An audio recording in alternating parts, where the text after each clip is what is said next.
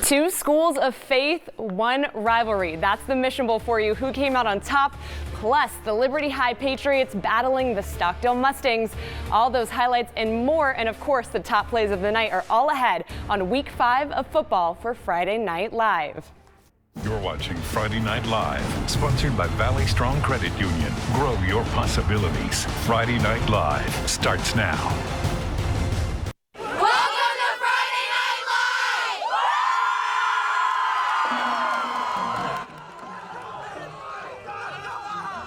Yeah, the Garces Rams, they're saying, let's go. Well, let's get right into it. As the cheerleaders said, welcome into Friday Night Live. I'm Kari Osep. Week 5 of the high school football season was upon us, and it's the final week for the Bakersfield Christian Eagles and Garces Memorial Rams to play. So a perfect time for that Mission Bowl, a rivalry game between both those teams. One team full of young talent and another one made sharper by its tough schedule this season.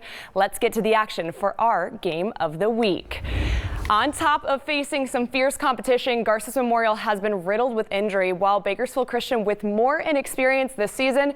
But despite those factors, both teams wanting to win the Mission Bowl. And we love this game because we love a good rivalry game. We haven't really had one this season, so we love to see it here.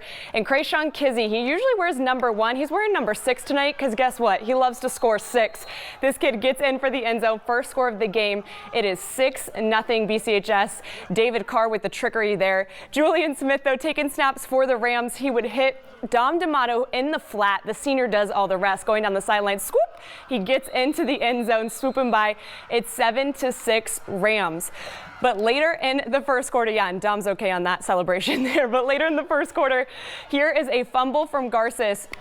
Kizzy again, though, doing things for this team all over the field, scoops it and scores it. You don't even need to see it. He gets in the end zone. Bakersfield Christian back in the lead at 12-7. But if not Ian Jernigan has anything to do with it, just beyond the 50-yard line, Jernigan hits the gap, skips a tackle, and is gone. No one's there but green grass. The Rams would get up 13-12 on that touchdown score right there. But Jalen Smith out with an injury, his brother wearing number 7 in his honor, taking over for this guy, Travis Pluggy. He broke his hand. That's why he's not at quarterback tonight. But the Rams, they still figured it out. They hand the ball to this guy, Jernigan, his second touchdown of the night. He would go on to score 2 more and break the school's rushing record with 381 yards. The Eagles not able to fly high tonight after beating Garces 2 years ago, falling to the Rams 58-12, and credit to Jernigan and of course the men up front who I spoke with after this win. It was a group effort, you know. This guy's a dog. He just pounds the rock no matter who's in front of him. And, you know, we just dominated up front today. Like, it was just too easy, you know. Couldn't stop but us. They literally couldn't stop us. They couldn't stop all the offense. It was just a team effort, and we're so happy to get the W. I'm very grateful for these guys. If it wasn't for them, we wouldn't be in the position we were in, and I'm just very grateful for all my linemen. I love these guys. I would have pulled him when we were up, and the kids were just, no way, Coach, he's getting the record tonight. And I said, well, how close is he? And they say 50 yards. All right. So hats off to our kids loving him so much that they wanted for him to get that record tonight. Yeah, good coaching job there. Just let your players play. Well, moving over to a next game, Centennial at Ridgeview. We're starting this one off in the fourth quarter. Centennial with the ball. Levi Manning finds Jackson Santiago in the end zone. It's a touchdown. Centennial's up 28-6. We love seeing the bands out there in those stands. And then Ridgeview with the ball next. It's going to be Jaron Amos who leaps over a Golden Hawk. This kid is athletic. He's been athletic all season long. Sets up the Wolfpack for the next play. And then again, it's going to be the quarterback throw into Marcus Level throwing to Noah Ferguson. He's wrestled into the end zone. It's a touchdown. The final score in this one has the G-Hawks winning by that final of 31-12. Well, if there's something about the Patriots, it's that they're pretty dominant. And last week, Frontier was close to pulling off the upset over Liberty, but then Boone happened. And this week, it was Stockdale's turn to try to knock them off their saddle. Starting this one off in the first quarter, the Mustangs running out there onto the field. But we're starting with Liberty quarterback Hayden Mann. The senior is going to hand it off to the kid I just mentioned, Prentice Boone, who runs it in for a short touchdown. It is 9-0 Liberty.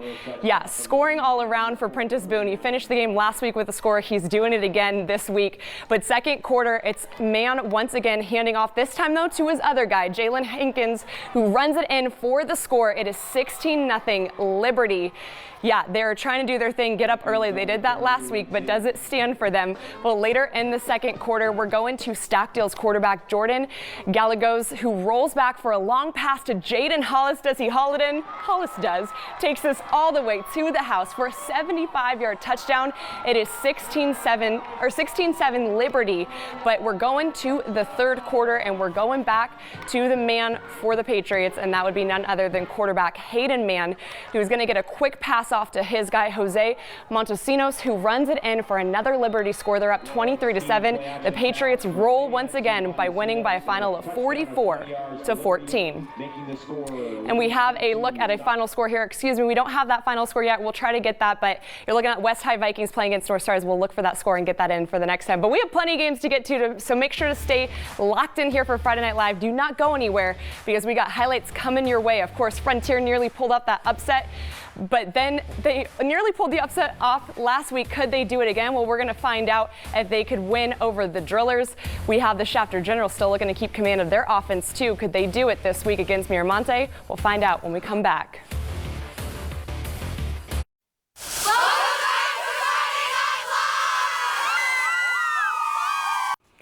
Thank you to the Bakersfield Christian Eagle cheerleaders there. Their pom-poms always look bright in the sun. Well, welcome back. The Bakersfield Drillers haven't played a game since winning a close one over Centennial in their first week, while the Frontier Titans had Liberty on the ropes last week. Two teams eager to get a win this week. Who was able to get it done? Well, let's take a look. Frontier at BHS. We're starting this off in the second half. Titans already leading 14-0, but Drillers quarterback Vincent Quayler, he's going to get the ball and keep it for the score. This is the first score on the board for the Drillers. It's 14-7, but Frontier quarterback Vincent Igo, he's been good for this offense. He's trying to look for his guy, but the pass is tipped, and Xavier Mackey with the interception. Coach Michael Stewart loves to see that. But the Drillers, though, Blaine Abbott, this kid's got speed for days. Little stiff arm busts down the field. It looks like he's going all the way, but he would get tackled on the back end. You would think this would set up BHS's second score of the game, but then defense prevails. A fumble recovery from the Frontier Titans. They would take over, but they wouldn't get back to scoring until the fourth. And that's when we see Frontier getting it done with running back Daniel Overton. He goes overboard into the end zone. 37 yards later, Frontier winning this one by a final of 28-7, their first win over BHS since 2012. Moving on to South at Highland. The South High Rebels are going to score first when Hassan Lopez runs it in for 12 yards for the touchdown. In the second quarter, though, Lopez scores again from 3 yards to make it 13-0. And then Lopez again, second quarter this time, scoring for the Rebels. It's 21-0 South. They're riding high, but A.J. Cleveland, they're getting to Dizzy Brown. They would score there, but a little later, South doing some more damage. They were running all over this field. And yeah, usually it's defense for the Rebels, but no, tonight it was offense. The Rebels defeated Highland by a final of 54-30. Well, the Generals always need good leaders, right? And the one taking the command this season for Shafter's offense is junior quarterback Tyson Dozier, who had already thrown for nearly 1,000 yards and 17 touchdowns heading into tonight. Could this General take advantage for another week? Well, I think so. Shafter at Miramonte, but we're started off, though, in the first quarter. Shafter with the ball, of course, and the man I said, Dozier, he's going to make it to the 3-yard line.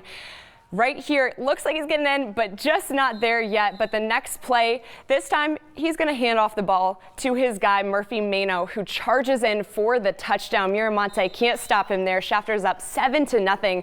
Dozier, though, rushing a little later. He uses his arms, he uses his legs, he does damage all over the field, rushing 25 yards into the end zone here. Shafter up 17-0.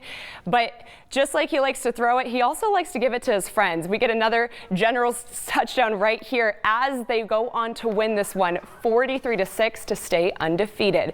We got some more scores for you from around the county. Golden Valley at Arvin. The Arvin Bears falling tonight against Golden Valley 28-22. And then Kern Valley at Foothill, the Trojans winning by a final of 36-34. We love some close games. Well, for the fourth straight week at Kern High game has been canceled or postponed. This week it was a matchup between Independence Falcons and the East Bakersfield Blades. That's why you're not seeing them tonight. East is going through COVID-19 protocols right now, and unfortunately, with only a couple of weeks left, that game will not be made up. But guys, we still have some more coming your way, so you're going to stick around for my favorite part of the show. You know it, top three on 23. So make sure to stick around because we got plays coming your way.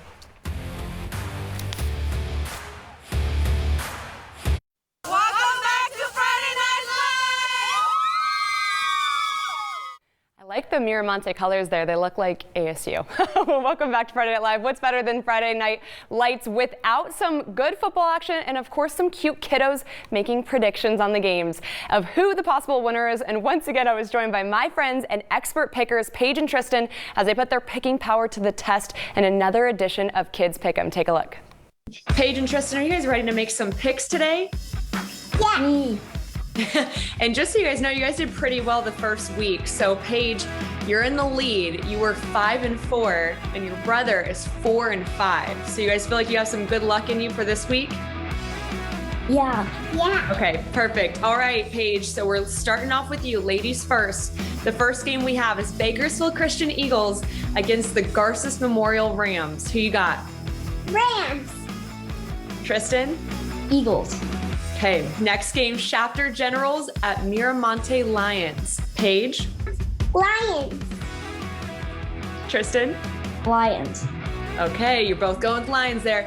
Next game, Kern Valley Bronx at Foothill Trojans. Oh, she's taking notes over there. Paige, who you got? Trojans. Okay, who you got, Tristan? Bronx. All right, Golden Valley Bulldogs at Arvin Bears. Paige? Bears. Tristan? Bulldogs. Okay, next game, South High Rebels at Highland Scots. Rebels. Rebels. Okay, both going with the Rebels there. Next game, West High Vikings at North High Stars. Paige?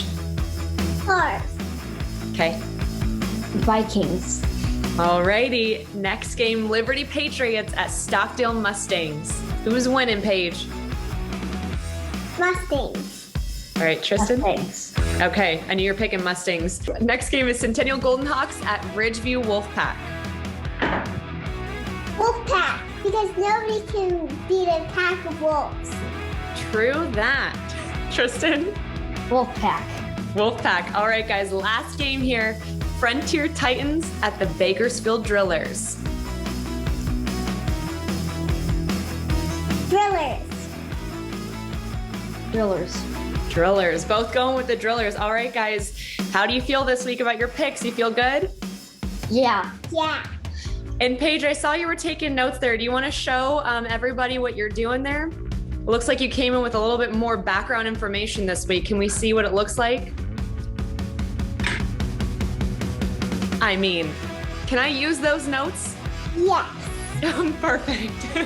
All right, guys. Well, thank you so much yet again. You're doing well so far. So let's see how you do in week 2. And we will see you guys next week, okay? Bye. Bye. Bye. In that one game, but this week Paige still has the edge over her brother. She went 3-5, Tristan 2-6, but love working with those two. But now to our favorite part of the show, let's go to the top 3 on 23. We're going to start it off with the number 3 play of the night. Ridgeview quarterback Marcus Level throwing a 40-yard bomb to Noah Ferguson. He's wrestled into the end zone for that touchdown. We love to see the passes, the big pen passes in these games. Number 2 in the second quarter, Stockdale quarterback Jordan Gallegos hoping for the comeback, rolls back for a long pass to Jaden Hollis, who takes it all the way to the house for the score. That's a 75-yard touchdown there. But for our top play of the night, we're going to give it to the top performance of the night.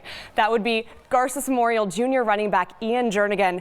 Again, with the performance of the night, breaking the Rams rushing record with 381 yards, scoring 4 times. He took all the pressure off of his new quarterback and, of course, gave all the love right back to the men up front. We love to see that. And we got a score, guys. So we have... Okay, we have North winning 20, West 13. So finally got that score. So it looks like the Stars win. And that looks like Tristan and Paige got their picks right on that one. But guys, I told you, I asked for Paige notes. This really helped me this week. So Paige, she knows what she's doing. If you guys need an assistant coach on the sidelines, I think this is your lady here. She has all these notes and definitely helped me make my picks and win some of these picks this week, and as well as these teams having great games. But thank you so much for joining us for Friday Night Live. We will see you guys next week.